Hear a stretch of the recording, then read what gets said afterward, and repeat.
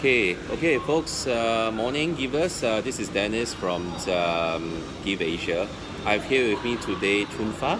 Hello. Hi. Chunfa is part of this Soul Impact initiative for this tech campaign, and he created a very special campaign called Creating an Unbiased Music Experience for Every Listener.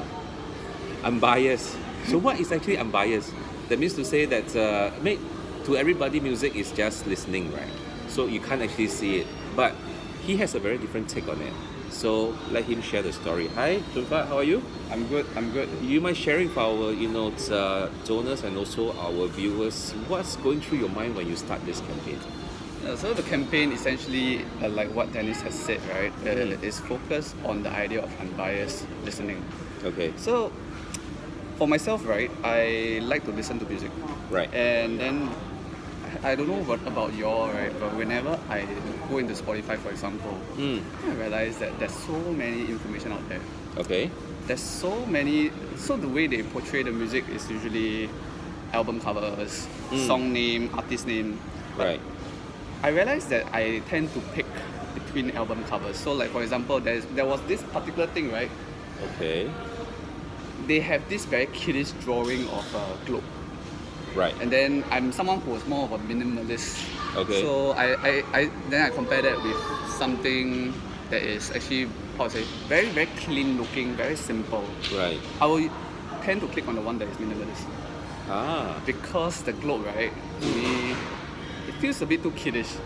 And somewhat, I think that translates to thinking that, hey, look, this actually might not represent what I really like in terms of music. I see. But many of the times, you also know that this is an artist's interpretation of how their music sound like. Right. But in everyone's mind, music isn't exactly what the artist perceives to be. Okay. Then there's also the idea of artist name. Some of my friends told me, hey, the artist name sounds very stupid. I hate it, but it's true, no. So like,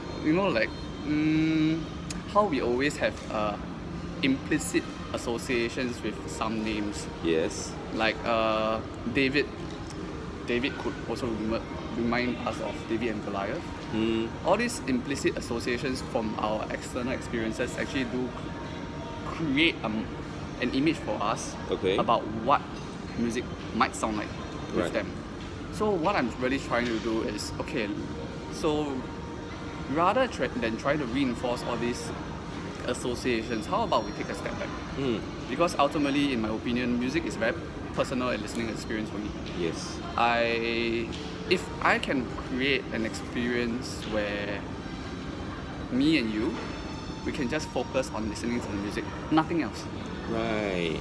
Yeah. So if I can do that, perhaps I will be giving a greater chance for anyone, whether you are famous or not, for someone to actually listen to you without any preconceived bias.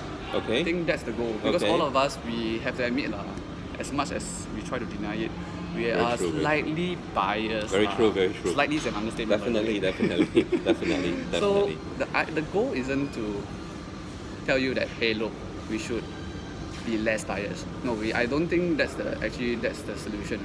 In fact, I think we should embrace that, because us being biased is what actually makes us unique as individuals, in humans. Okay. But the goal then should always be, knowing that I'm biased, we are all biased. Right.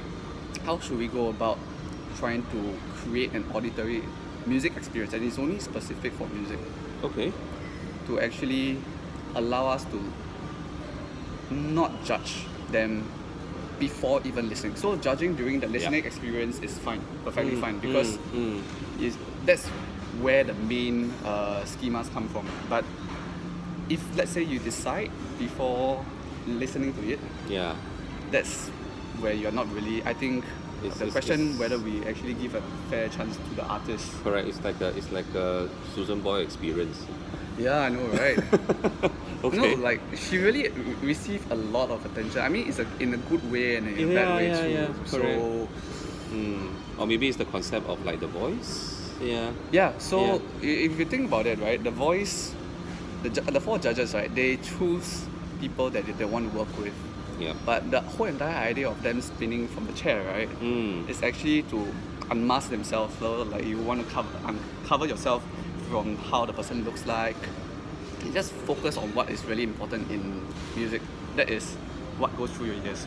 Okay. I mean, there are also other variety shows like The King of Masked Singer in Korea, where they put famous singers behind the mask. Very elaborate attempt to hide their identity, because we as listeners, we have a lot of judgments we have about them already. Right. Then like the most recent one, China Sing, right? Something like that, yeah. It's also the same concept. Okay. Then I think recently on Channel 8, there's also one where they say, see your voice, where actually, right, they put a bunch of people, good looking and bad looking, and tell you whether the person can sing or not. But it serves to reiterate the same point actually, that we are very biased by nature, but the question is, are we actually able to correctly identify our judgment? Interesting. I think that's fundamentally the question I'm trying to ask. Very interesting. And hopefully the society can actually learn more about ourselves. Okay. And then this is in fact what I believe should and will be the way in order for musicians to actually, the smaller and aspiring musicians to actually carve a name for themselves. Okay. Yeah. Okay. Very amazing. Okay, folks, you have listened to Chun Fat about his ideology as well as his campaign. Right. As you can see, the link is over there. Please help him to fulfill his goal, and click on the link and support him wherever that you can. No amount is actually too small to help. Thanks for watching, and I wish you all the best. Thank you. For this social movement. Very interesting. Okay. Thanks, guys. Bye. Thanks a lot. Bye.